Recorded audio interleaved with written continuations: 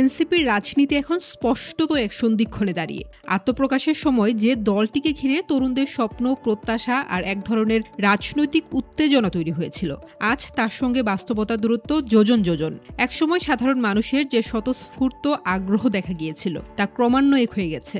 জনপ্রিয়তার সেই ঢেউ এখন প্রায় নিঃশেষ। এর বড় কারণ এনসিপির নিজের নেয়া কিছু ভুল সিদ্ধান্ত, যার চূড়ান্ত প্রকাশ ঘটেছে জামায়াত ঘনিষ্ঠ শক্তির সঙ্গে তাদের কার্যত লীন হয়ে যাওয়ার মধ্য দিয়ে। এতে করে যে সামান্য জনসমর্থন অবশিষ্ট ছিল সেটুকুও প্রশ্নের মুখে পড়ে গেছে।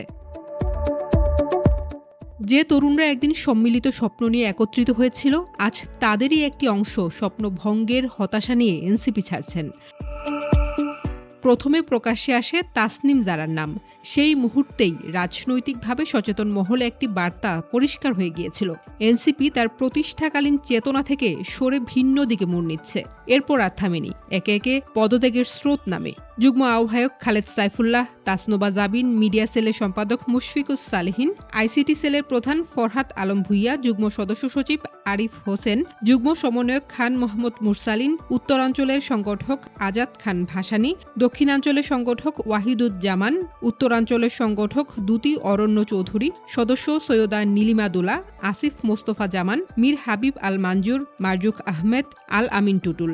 এই তালিকা ক্রমেই দীর্ঘ হয়েছে। রাজনৈতিক মহলের ধারণা এই স্রোত এখানেই থামবে না। রাজনৈতিক দলের বিকাশের ক্ষেত্রেই পদত্যাগ বা যোগদান করা এটা খুবই স্বাভাবিক একটা ঘটনা প্রবাহ। তারপরও সামাজিক যোগাযোগ মাধ্যমে চোখ রাখলে বিভ্রান্তি তৈরি হতে পারে। মনে হতে পারে এনসিপিকে ঘিরে আগ্রহী মানুষের সংখ্যা এখনো কম নয়, কিন্তু একটু গভীরে তাকালেই চিত্রটা পরিষ্কার হয়। বাস্তবে জামায়াতপন্থী একটি অংশই মূলত এনসিপিকে এখনো দৃশ্যমান রাখার চেষ্টা করছে। আদর্শগত বিচ্যুতির পর অনেক সাধারণ সমর্থকই এনসিপি সম্পর্কে তাদের আগের ধারণা বদলে ফেলেছেন।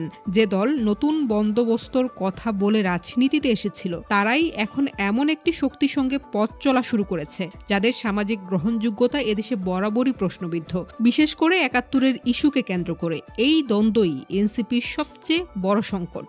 তাহলে কি এনসিপি হারিয়ে যাওয়ার পথে? হয়তো পুরোপুরি নয়। এনসিপি টিকে থাকতে পারে, ঠিক যেমনভাবে টিকে আছে জাসদ। ৭১-এর পর একদল তরুণ যেমন সবকিছু বদলে দেওয়ার স্বপ্ন নিয়ে রাজনীতিতে এসেছিল, কিন্তু শেষ পর্যন্ত নিজেদেরই বদলে ফেলে সেই রাজনীতির কবর রচনা করেছিল। এনসিপিও আজ সেই একই পথে হাঁটছে। রাজনীতি যে কেবল একটি নির্বাচন বা তাৎক্ষণিক সমীকরণের বিষয় নয়, সেই মৌলিক সত্যটি বুঝতে তরুণদের এই দলটি বড় ধরনের ভুল করেছে। এর পরিণতি কি হবে তার সময় নির্ধারণ করবে। তবে আপাতত যা দেখা যাচ্ছে, নতুন পথের যাত্রীরা এখন ভুল পথেই হাঁটছেন, আর সেই ভুল পথই এনসিপির রাজনীতিকে ধীরে ধীরে বিলুপ্তির আশঙ্কার দিকে ঠেলে দিচ্ছে।